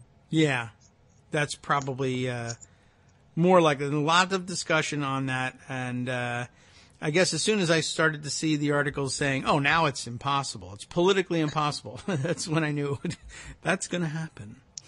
Yes. It's politically ridiculous. There's no chance of surviving it. Let's see. Trump will probably risk it. And he may do it from the golf course. I'm not even sure. I think it might be, I have to check the weather. It's actually probably warmer Thursday and Friday than it's going to be Saturday at his favorite location. But it's about time for him to start switching. Well, if he can't out golfing on Saturday, then that's going to make him more irritable and more likely to want to do it. That's true. we really, that's the thing we need to be monitoring is the Weather Channel for Sterling, Virginia. And if it looks like rain on a golf day, you know you're in for some serious trouble. It's probably getting around the time when he's going to start making his way down to Mar-a-Lago instead and tripling the costs. But I'll be just as glad to have him not hanging around here anyway. So what's been on your radar during your break and in the last couple of days? It's important for everybody to know. Yes. Today is open enrollment day. Yes. Woo! Oh, right. I had forgotten about that to this point. So, and that's one of the things I'm going to spend a lot of time in the next 6 weeks. As is daily coast on email and on the front page, reminding folks that, you can still sign up for Obamacare. Yeah. And thanks to Trump's sabotage, it's actually going to be a better deal than ever for a lot of people. How could that be? He's and in fact, 8 out of 10 people, 8 out of 10, could get plans that cost them less than $75 a month. Why? It's weird. This is where it gets complicated about how the law was set up to figure out subsidies for folks, premium subsidies. And remember, premium subsidies still exist. That's something that Trump can't do away with. The subsidies he got rid of are the cost-sharing reductions that go directly from the federal government to insurance companies. Oh, insurance companies are still required to subsidize the deductibles and copays for certain people on the plans, quite a few of them actually. So those subsidies will still exist as well. It's just that insurance companies aren't getting reimbursed for them because Trump says he's not going to do it. Now it's that Trump's sabotage, saying he's not going to make these payments to insurers, that is actually reducing premium costs for a lot of people in a weird way if they shop around. Because the insurance companies set the premium amounts for the second lowest cost silver plan. This is where it gets kind of weedy. Yeah. The one that the states use as the benchmark for setting subsidy levels for people. Insurance companies loaded premium increases onto those plans. Okay. So those are the plans that are going to get really expensive. In some cases, more expensive than what is the gold plan, the fancy, really low deductible, great coverage plan. These silver plans are going to be more expensive in some cases than those gold plans. But the silver plan that's now more expensive is what's determining subsidy levels for folks. So you're getting a bump in your subsidy. Okay. That's why it's costing taxpayers so much more money, Trump's sabotage is. Okay. Because we're going to be paying more for subsidies for folks, which means Obamacare is a great deal for people who need health insurance. What a surprise. Hey, I think I like this economic populism. This idea of screw the insurance companies. And I love that they decided to game things by saying, okay, you're going to set the subsidy levels. Oh, well, actually, what was it? They hike the cost of the second lowest cost silver plan. Is that what it was? Yes. For what purpose? They wanted to load that up so that because they need to recoup the money they're having to pay. Those are also the plans that the cost sharing reductions are available on. Okay. So if you want both the premium subsidy and the CSR help from your insurance company, you need to sign up for that silver plan. Okay. So that's the plan that it's very bizarre, yes. Yeah. That they're hiking up in order to try to recoup the losses from the CSR payments they're not getting from Trump. Okay. But in the meantime, that ends up making, for some reason, they needed the price. The law Those obviously are the plans designates that people are going to sign up for. That's where the bulk of the people are going to go. To the silver? to the silver. Huh. So the Even though it's way higher, yeah, for okay. insurance companies to make that work fiscally for them Yeah. is to have increased rates, Sure. increased premiums. All right. So that may, But that then they increased premium doesn't reflect to the consumer because of the subsidies that they're getting. And All the right. subsidies are increasing. Very odd. But that's... It is, yeah. I mean, it made sense. I got why they would, for instance, why you would make a benchmark, the second lowest price silver thing, median sort of plan, silver being in the middle of the two, and you don't want to take necessarily the lowest price one because that might not be representative. So that choice makes sense as a benchmark. And then they tried to game the system a little bit, and so that's interesting. It may end up leaving, for some consumers, gold plans being cheaper than the silver. Okay, so why are they going to have problems where people are going to migrate towards that, or is it? Are you boxed in with the silver plan? You're not boxed in. You are not boxed in. No? Okay.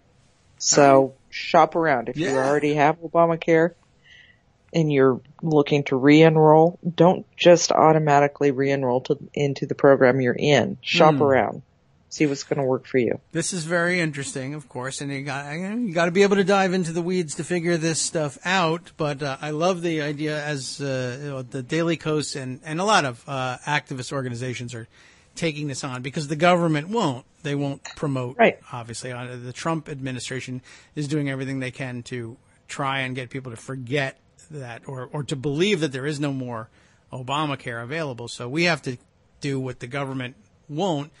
Be interesting. And really we are. Yeah. This is really cool. More than 1,300 people so far have signed up through our email list to be street enrollment team activists. This is what I'm talking about. This is fantastic. There are going to be people who understand this and can explain. Can you imagine you're trying to navigate your way through the system and you can't figure it out, and now you're lamenting, last year they used to have people that did this and now they don't because of Trump. But a Daily Kos person who understands this will say, guess what? You can actually get a gold plan for less than that. Yeah. What? Wow. Thank you. So if you sign up, we're working with Lori Lodes and a team of folks who actually have been involved in Obamacare from the very beginning to get materials out to people that they can share with friends, family, their community.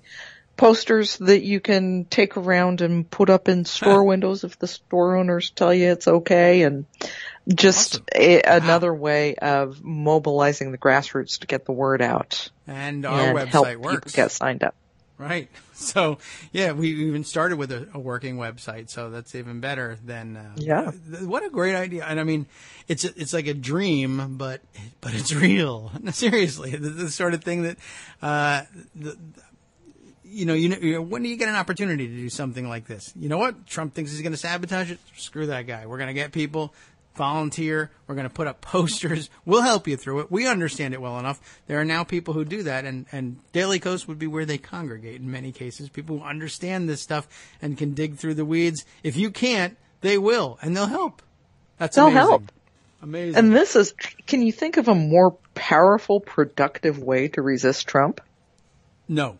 Well, in this moment, there really isn't one for the next 6 weeks, because getting rid of Obamacare, killing Obamacare is the thing that he's most single-minded about. Yes. And in all likelihood, he'll sink his own tax plan anyway. So, make the calls. After someone figures out for you how to get a gold plan, you can pay us back by calling up and opposing the tax plan. No doubt about that. We're going to need to work the phones on it, but he'll probably ruin it on his own, and if we also sink his plans to kill Obamacare while we're at it, that would be fantastic. Wouldn't that be wonderful? That would be. Oh, and by the way, the tax plan, they're trying to figure out how to do Obamacare repeal in the tax plan too, of course, because that's what they do. It's as good a time as any to start trying to figure that out. 8, 9 years. Whatever. All right. Well, we have our break coming up. We got 30 seconds to talk our way out and all that. But we'll be back, and we're with Joan McCarter, who will tell us all the other strange and exotic news that can make a big difference in your life, thanks to Daily Kos and the activist team. What a fantastic plan. This is really great. All right, we'll be right back after this short 2-minute break with more surprising news about how we're taking over the military, too. I don't know. We'll come up with it in this break.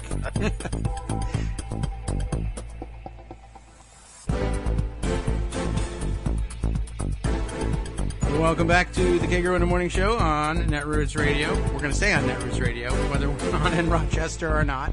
That's true. We're back, and we were just talking about something I think incredibly interesting, the Daily Kos effort, along with other activists all over the country, to keep the momentum going with, and to take advantage, I think, of a very unique and weird and somewhat stupid situation that Trump has created for himself in trying so hard to repeal Obamacare or sabotage it if he can't repeal it. But apparently more efforts on for repeal anyway. They'll obviously never give up on this unicorn for them. Joan, you were telling me, I guess we should have anticipated this would be part of the tax program that they're going to, well, they say they're going to put down on paper in the next couple of days. Is that right? That's right. Okay. What it would be, according to Tom Cotton, and gosh, Tom Cotton, he would know, I suppose, they're going to try to include a repeal of the individual mandate, the thing that says you've got to have health insurance. Okay. Is that... And, yeah. All right. I mean, I've seen that before. But... So what Republicans are saying, of course, is that it would save us $300 billion over 10 years, and even more after that. That's Tom Cotton's line on getting rid of the individual mandate. Why? And it kind of would, according to an old 2011 report from the Congressional Budget Office. The Talking Points memo dug up. That's apparently where he got his figure from. It would save It would save money because it would substantially reduce the number of people with health insurance coverage. Okay. By now we all kind of understand how this works.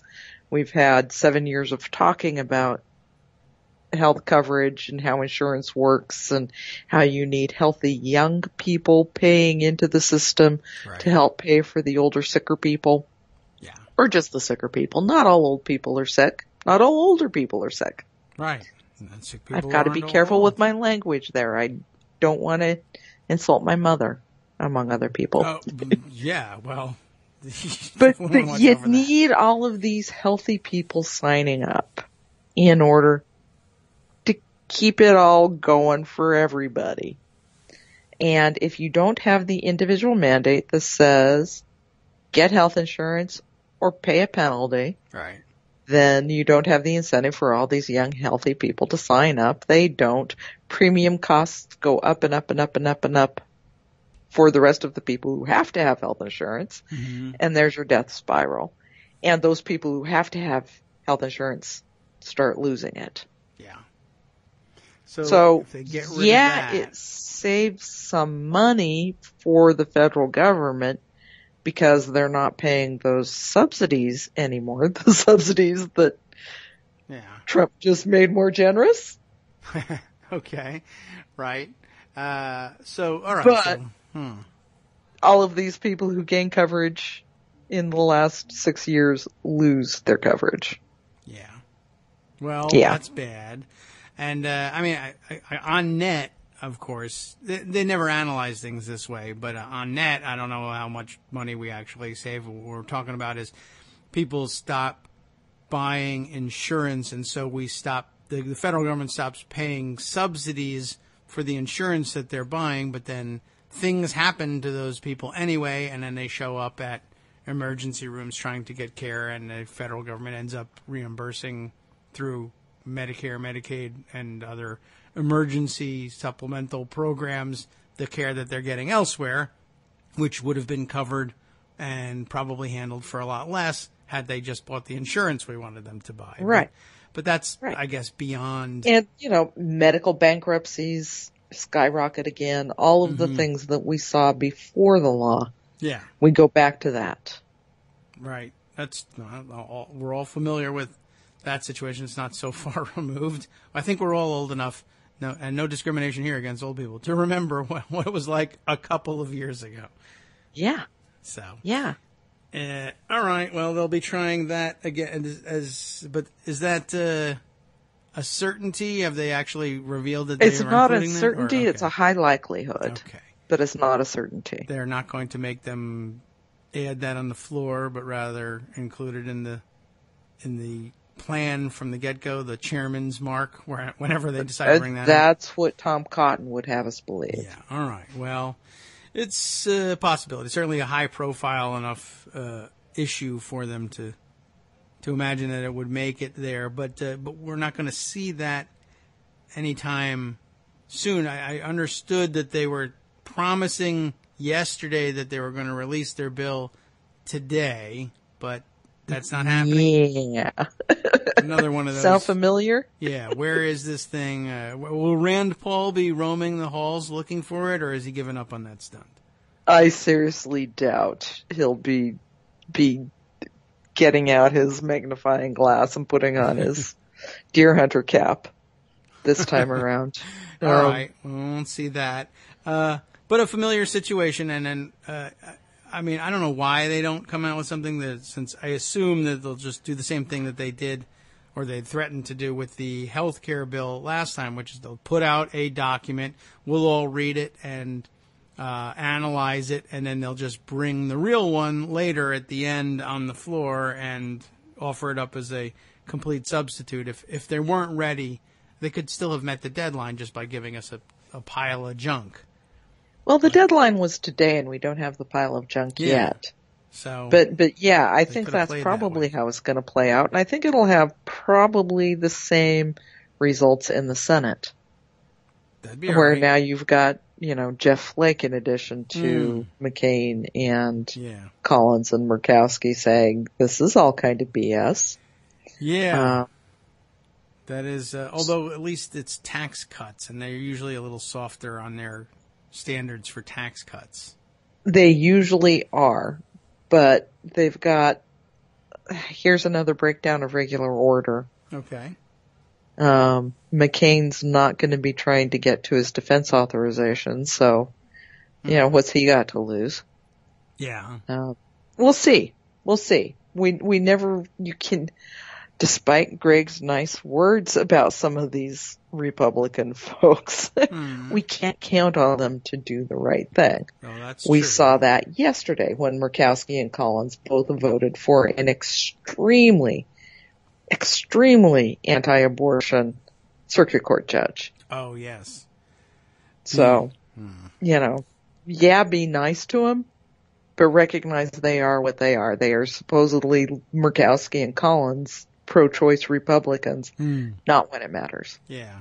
Well, it's a situational thing at best, and I think Greg was trying to make that clear. Like, okay, well, when they do the right thing, it's okay to say good, but yeah, it's also okay to say. But don't keep your expectations up too high for them to do the right thing. It's not an open revolt against everything Republican. It's just yesterday I got ticked off about a particular thing, and tomorrow I'm going to be a Republican again. Pretty much. Okay. I mean, hopefully we can encourage them in some instances to do the right thing, but I don't think we can count on them, which is one of the reasons we've got to stay on our Democrats and make them continue the resistance. 'Cause if they don't, what's the point? That's true. I mean, leveraging the 2, 3, 4, depending on the issue and the current situation, leveraging the small number of Republicans who might be prevailed upon to vote the other way doesn't count for anything if you don't have all of your ducks in a row on the Democratic side. If there are any defections there or absences for that matter, it makes things difficult. You can get 3 Republican votes and still lose. Yeah. So that's our job, is of course to try and keep them rallied to the cause. Although Trump does make it particularly easy. There are so few things of substance coming to the floor in all of this chaos. You don't have to do the job all that often, but then there are other things that kind of slip. There are things, though, of huge substance that are getting to the floor in the Senate, and that's judicial nominations. Yeah. Because they're ramming them through. And they stay forever. You know, our hair should increasingly be on fire over this. Yeah. Because these are lifelong appointments. Yes. And this is Trump and Mitch McConnell and Chuck Grassley reshaping the federal judiciary for the next generation. And that's really scary. It is. And it, as I saw the other day, it now includes the second, it's out of, a lot of judicial nominations, but the second judicial nomination with which the American Bar Association has come back with a flat not qualified rating for judges. Yeah, and a unanimous not qualified rating. One abstention. But unanimously the Bar Association panel that vets judges says no. That's not for the normal. Second time. The last time this happened was in 2006. Yeah. It doesn't happen very often at all. And it's because Trump is nominating people for jobs that it's more than not qualified for. I mean, between the judges who are deemed not qualified and the story we discussed yesterday with Sam Clovis, for instance, nominated for the chief scientist, he's not a scientist, chief scientist of the USDA, which was puzzling as anything to me yesterday as I am reading. Clovis comes on board to the Trump campaign and purports to be a foreign policy advisor because he's a radio host. I mean, I'm not knocking radio hosts. Some of them are geniuses, let's just say. But to come on board as a foreign policy advisor, okay, if that's sort of the focus of your show, maybe, and then end up, oh, well, you know what? Actually, I want to be a chief scientist at the USDA. Wait a second. Where this guy is either jack of all trades, which I doubt, or, as I thought maybe was the case yesterday, Trump has perhaps no idea who he really is. And, he's from Iowa and he needs a job? Agriculture. Right. Maybe. But. And he helped us out on that Russia stuff. Yeah, that's helpful. Which makes me think that maybe Clovis is not going to get his approval from the Senate. Yeah, it's starting to look like the timing is real bad for him, which, by the way, is another good reason why you delay every thing that's available to you. And absolutely, drag it. I don't care. You know what? This is this is a nomination. To me, I would be doing much more, but the senators are, they're a small group and they can't really they can't pull the stops out on every single thing. But me, I'd be like, I don't know that this nomination is valid. Doesn't look like his signature to me. I want the FBI to tell me whether or not this is really signed by President Trump. Or not. I think this is whatever it is, just so that I get another couple of hours out of it, because a lot of these guys eventually, it's the extra hours that it's going to take for, in some cases, Mueller to indict them. Terrific. He's finally under indictment. I mean, who would have guessed that about the chief scientist at the USDA? Well, if we delay just a little bit, he might be indicted on federal conspiracy against the United States charges. Normally not the case, but this is not normal. This is not normal, which is another reason to delay everything. This is not normal. It's not normal that Trump has decided that he won't consult with the ABA. He won't have nominees vetted by the ABA. I don't like lawyers. It was also normal for George W. Bush, which was the last time we saw a not qualified nominee. But since 1958, since Dwight D. Eisenhower's term, the ABA has always worked with presidents to say, okay, these guys meet the basic qualifications in temperament, in adherence to the law, in all of the things that we think are important in our judges. Not surprising that the two abstentions in this process would be Bush and Trump. Yeah.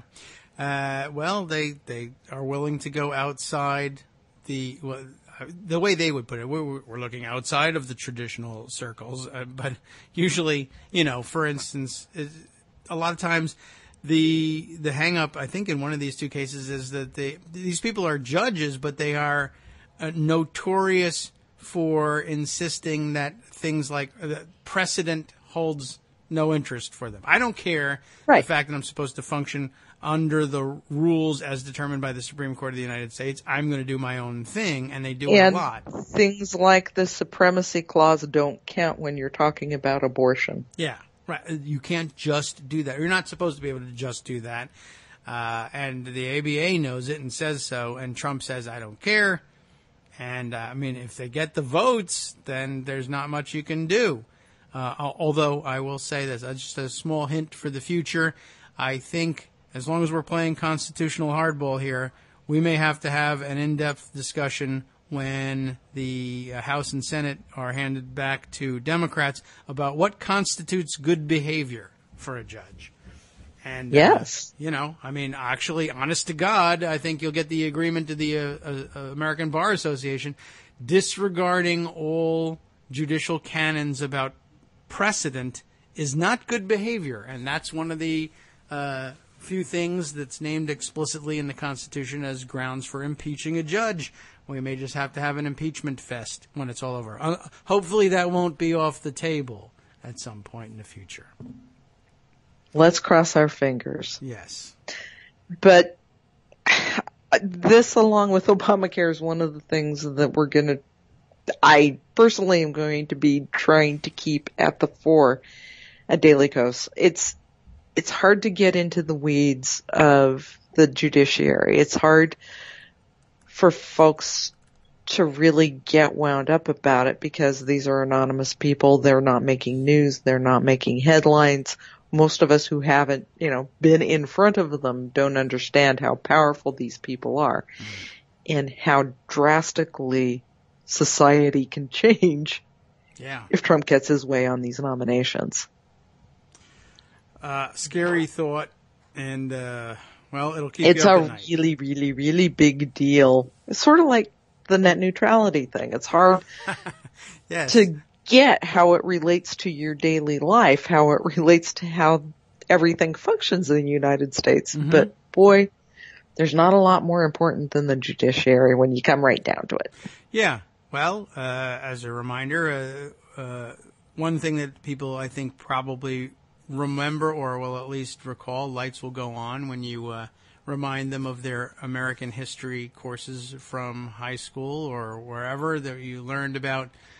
You may remember the old Marbury versus Madison case, and famous for the line about being the province of the judiciary to say what the law is, and that's the very basic point of it all. Is that these people where you'll find yourself, should you ever find yourself in court or called before the judiciary system in any capacity, and say, everybody knows that the law is XYZ and this is totally unfair. These are the people who are empowered, at least temporarily until you can appeal your case, to say, no, it isn't. I decided it's something different. And if you think you're right, you can appeal it, but you're going to spend your time, while you're waiting, you'll be cooling your heels in jail. Well, that's pretty serious. And whenever you get people willing to just do whatever is politically expedient for them in interpreting what the law is or what the rules are going to be or whether or not you're allowed to speak or whether or not you're allowed to submit evidence in your own defense, and they're just winging it because they hate, whatever it is you are, that's extraordinarily dangerous, and you can lose your country real fast that way. Yep. So that sucks. To sum it up. Well, the fact that we do have the Trump administration for we don't know how long, and a lot of what they do is going to be challenged in courts. Who do we want making the decisions about these challenges? Right now, Trump keeps losing spectacularly on Muslim ban 1.0, 2.0, 3.0. Who knows how 4 goes? Well, eventually it's, 5.0, 6.0 is going to come in front of a judge that he appointed he was the guy working at the Jiffy Lube where Trump took the limo, and now he's I'm going to pay you back by just declaring this to be okay. Yeah, there are other levels at which this can be re-examined, but eventually it comes down. There's only 9 Supreme Court justices for the moment, and you get the right number of them and fill it with other guys from the Jiffy Lube shift that Trump used to visit. Who knows what can happen? Exactly. And, let's come full circle on this and talk about those cost-sharing reduction payments again. Okay. And George W. Bush and his appointees who are not vetted by the ABA. Collier was the one judge who said it's okay for the House of Representatives to sue the president over something that should be a legislative matter. Yes, okay. The whole reason these CSR payments are an issue is because instead of making the minor technical correction in the law that would be necessary for the appropriations for these payments to be crystal clear, it's because John Boehner and House Republicans said, no, we don't want to do it. They took it to court. The first court said, that's ridiculous. You have a remedy. You fix it legislatively. And we're not going to get into this fight between the two branches, by the way. Normal.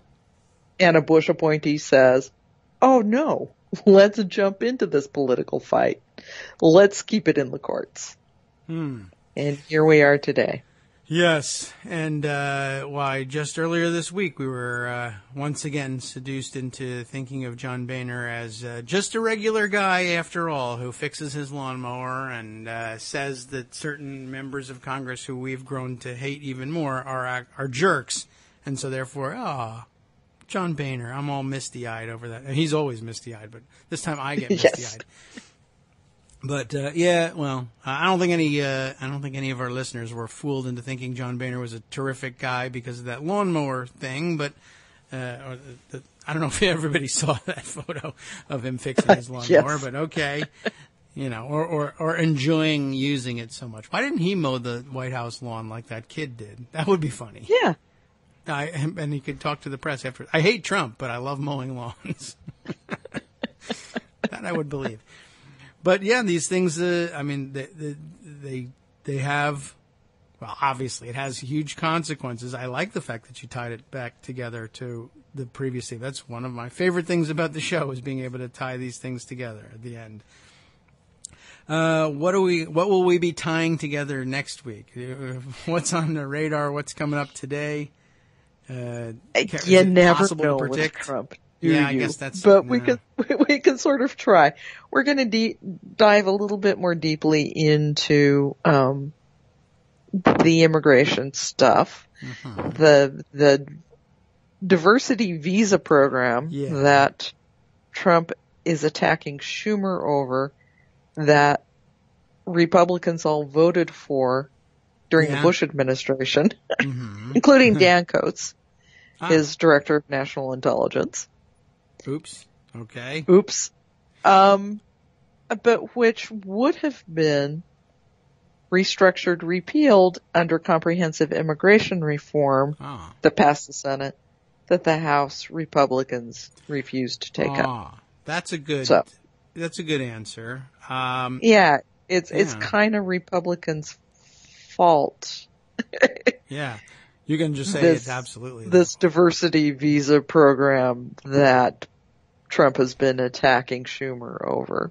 Yeah. He obviously would have known nothing about the legislative history of it or the attempted repeal of it. It's one of the things that struck me this morning is just the way he handles these attacks.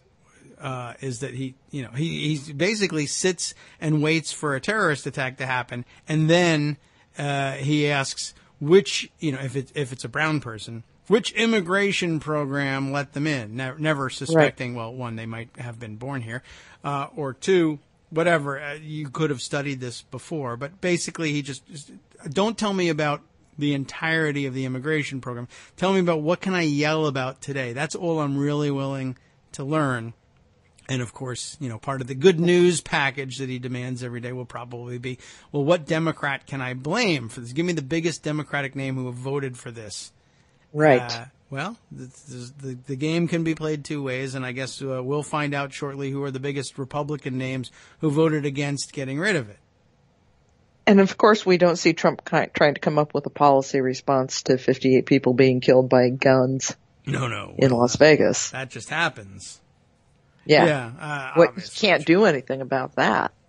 No, and we do see that that's largely stalled, too, although we have seen at least one or two measures introduced about regulating bump stocks as though they were machine guns, which is awfully difficult to do, but at least it's been written. But no movement from Republicans. They just figure it'll go away, and it very well may. It very well may. That's easy thing to do in gun land. Well, okay. There's one other hair on fire thing that we have to add to Obamacare and judges. Let's do it.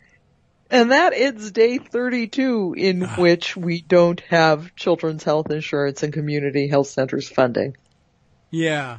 This stuff that has never been controversial before, never had a problem passing, never, ever been an issue for Congress, still hasn't happened. And states are trying to figure out right now if they're going to have to start dropping kids out of health insurance.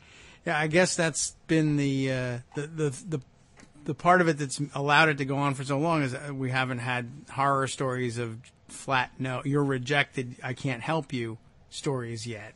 But I guess that'll start happening. They're coming. Yeah. They have to. We've already had a couple of states who had to get emergency funding from the federal government to keep their programs going. There are 5 or 6 states that say once federal funding is gone, children's health insurance is gone. Yeah. They have state laws saying this program is entirely contingent upon there being federal funding. Once that's gone, there's no more state funding. So we have states where it's going to disappear entirely. Wow. Well, we have now 2 months basically before it all completely falls apart. And, we don't see a lot of intent on the part of Congress to do anything about it. No. The House is going to vote this week on their program that has already been rejected by Democrats, has been rejected by many in the Senate because it's tying too many poison pills to the funding, including more means testing for Medicare and getting rid of a public health program, which, yeah, that makes sense in Obamacare. So stuff that the Senate can't accept, House Republicans are going to go ahead and vote on. Yeah, and it is to November. Say they've done the chip vote. Wow. So it's just more playing politics with kids' lives. They seem to not mind doing that, although we'll see whether the pressure steps up when, these horrible stories begin to hit the newspapers. We'll see, although I guess they could always try to dismiss it as fake news, but that one's going to be awfully difficult to do. And it's late. It's November. They're going to be leaving for Thanksgiving for a break shortly, and then pretty soon after that, of course, they'll be looking for a big break to take them from mid-December through the first of the year. I don't know whether they're going to get it. So when folks are calling their Republican members of Congress, which I know they do every day, make chip the first thing that you talk about. Yeah. That's, a thing you said, it used to never be controversial, just like the debt ceiling, but new things, they find new things to make controversial every day. Taking kids hostage is always an option. It always was. They just never used to like to do it. Thanks, Joan, for wrapping up. You are welcome. And we will visit with you again next week, I hope. And absolutely. Hopefully we'll have a country and all of that. All the good things that we like. Okay. Thanks again. Take care, Joan. Our senior political writer, Joan McCarter, thank you for joining us for the past hour or so. It is time to hand the microphone over to the guys on the after show, batting cleanup as usual. Lots of stories out there for their interpretation they'll share with you today. Scott Pruitt declares war on wind and solar while fossil fuels get billions in subsidies. The attorneys general in 45 states and the District of Columbia accuse 18 companies and subsidiaries of collusion in a wide-ranging generic drug price-fixing scheme. Definitely something Greg was interested in. We'll leave it for the after show. From Daily Kos Radio. on netrootsradio.com. You have been listening to the Kagro in the Morning Show with David Waldman. Here's one that was looming in the background we never did get to today. We had too many good folks to speak with this morning, but the after show is going to pick it up. A hidden bombshell in the Papadopoulos plea. How can anything be hidden in there? It means, they say, things will soon be with Trump at center stage. Stay tuned to find out.